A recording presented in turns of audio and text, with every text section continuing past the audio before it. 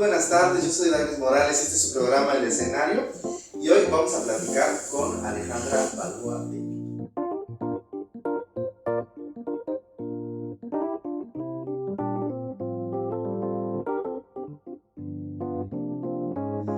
Vamos a tener aquí en el escenario platicando y nos encontramos en la Cafebrería Pájaro Azul de nuestra amiga Eunice.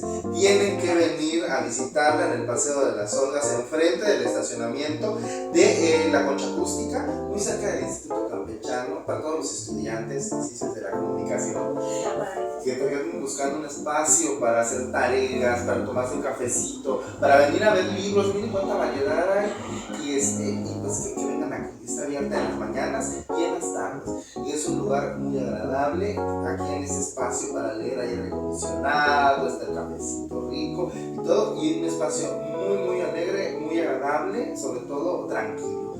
Y pues con Alejandra vamos a hablar desde que el cine estaba dentro de la canasta básica hasta 1994. O sea, Alejandra, yo no sabía eso, que el cine era considerado, ¿no?, dentro del dinero que tú disponías para tus cosas, tener una parte, ¿no? Sí. Porque cuando te pagaban el sueldo estaba distribuido de esa manera, ¿no? Sí. Y había una parte que era destinada para el cine. Es algo sorprendente, pero la relevancia que tenía la industria era muy importante, porque además, o sea, si veías cine en tele era muy poquito, o sea, eran muy poquitas las películas que podías ver, o sea, el cine de esa época se tenía que ir a ver al cine, no es como ahora que desde tu casa lo puedes ver con todas las plataformas de streaming, que ya son un montón y cada día salen más y más y más, ¿no? Entonces, sí podías ver películas, pero la mayoría de la programación de la televisión está enfocada a telenovelas, a programas de revistas, a programas, pues algunos podríamos decir de política medio manipulados, pero política no. Noticieros, todo eso, ¿no? Entonces, si querías ver cine, tenías que ir al cine o rentar las películas. En esa época... Pues, bueno, nos tocó a nosotros, sí, ¿no? Que teníamos que rentar las películas, podías hacer. Pero antes, en la época en la que el cine estuvo en su apogeo, que no había televisión, estamos hablando de los 40, 50, sí, que el cine era el principal entretenimiento. Por ello creo que también formaba parte de la canasta básica. La industria del cine en México formó parte durante ese tiempo, finales de los 30, la década de los 40 y 50 hasta finales de los 60, formó parte importante de la industria económica de nuestro país, porque había todo. Estamos hablando acerca de los sindicatos, ¿no? Sí, ¿Cómo estaban puestos? Si ustedes se fijan, cada vez que termina una película, dice: esta película fue hecha por miembros del sindicato CTPRM entonces y de otros, ¿no? Entonces te ponían en el lugar donde se filmaban de sus estudios famosísimos, Churubusco Azteca, y había otros estudios, ¿no? Pero había esa industria que de pronto se acabó el auge, ¿no? Desapareció y comenzamos con un cine diferente, pero no malo. Lo que pasa es que en toda esa época se consumía más el cine mexicano que el cine extranjero. O sea, a la gente le gustaba más ver a Pedro Infante o ver ese tipo de películas en blanco y negro, en la época de oro, que ver películas gringas. O sea, sí las veía, sí veía Hollywood, pero se consumía demasiado. Entonces sí era una industria muy importante. Y al grado de que, pues, como una estrategia de gobierno de entretenimiento, pues la pone en la canasta básica. Claro. Porque toda la gente lo consumía. Y como te digo, o sea, no era... En primera, la mayoría de las casas tenían radio. Ni siquiera todos tenían televisión. Entonces la gente iba al cine a ver cine. Y aparte ahí también se transmitían los telefilmes, que era como cortes informativos de estos internacionales se filmaban. Sí, había películas donde al final decían los avances en la Segunda Guerra Mundial, por ejemplo, ¿no? Y los aliados han hecho, que también fue ese tipo de propaganda política que empezó son los inicios, ¿no? De la propaganda a través de los medios masivos como el cine. Es que si te fijas, no cualquiera tenía para tener una televisión en su casa, pero sí todo el mundo iba al cine. Claro, es una televisión gigante que te da acceso, una renta, ¿no? O sea, llegas y pagas y te entras. Y eran los cines enormes. Yo No era como ahora que son pequeñas salas, o sea, un cine tiene 8, 10, 20 salas. Se está convirtiendo en un artículo ya de lujo. Sí, puede ser hasta cierto punto. Porque Pero el cine de exhibidoras comerciales. Sí, se está moviendo. Sí, claro, se está moviendo. A ver, imagínate, una persona que gana un sueldo mínimo, tiene dinero para pagar la entrada de él y de toda su familia, y aparte las palomitas, y aparte los nachos de refresco. ¿Cuánto es? Sí, ¿cuántos? Yo no sé, yo estoy muy desubicado, pero no te baja de 250 pesos un paquetito. Exacto, sí, los más baratos. Y para una sorpresa. Ajá, Fácil, esos combos que te echas de 3 personas, todo te salen en 500 pesos. Y 500 pesos ahorita, al menos para su servidor, son una semana de camiones y de gastos de hormiga, ¿no? En la calle. Que si te compras el agua, que es, entonces sí es un... Y es por eso que está funcionando también la industria que se está creando a través de las plataformas. Porque es más económico pagar una suscripción de 100, 150, 200 al mes, a poder pagar... Ir 2 veces al cine. O sea, si de 2 personas, pues eso es como 120 pesos. Y si te vas al VIP... Y nada más es el que volvemos a lo mismo. O sea, tú cuando vas al cine, a menos de que seas una persona muy meticulosa, de decir, me voy a regresar a mi casa y ahí ceno, pero si ya estás afuera, si estamos, por ejemplo, hoy que es quincena, te vas a las palomitas, pero si no voy a comer palomitas, pero si no te vas a la cena y nada más esa cena te sale otro tal, entonces mínimo te vienes gastando tus 500 pesos de cajón por la salida, entre los taxis de ida y de regresada, porque ya termina tarde la función, porque por comodidad te regresas en taxi. Y si son 3 personas, supongamos de un niño y 2 papás. Pero si te fijas, 1994 tuvo el libre comercio. Sí. O sea, se abre la industria, entran las cadenas comerciales, Cinépolis, todo esto. Y imagínate, empiezan a traer todas las películas comerciales de Estados Unidos. Entonces se queda relegado el cine mexicano, la gente empieza a consumir el cine gringo y ellos empiezan a generar dinero.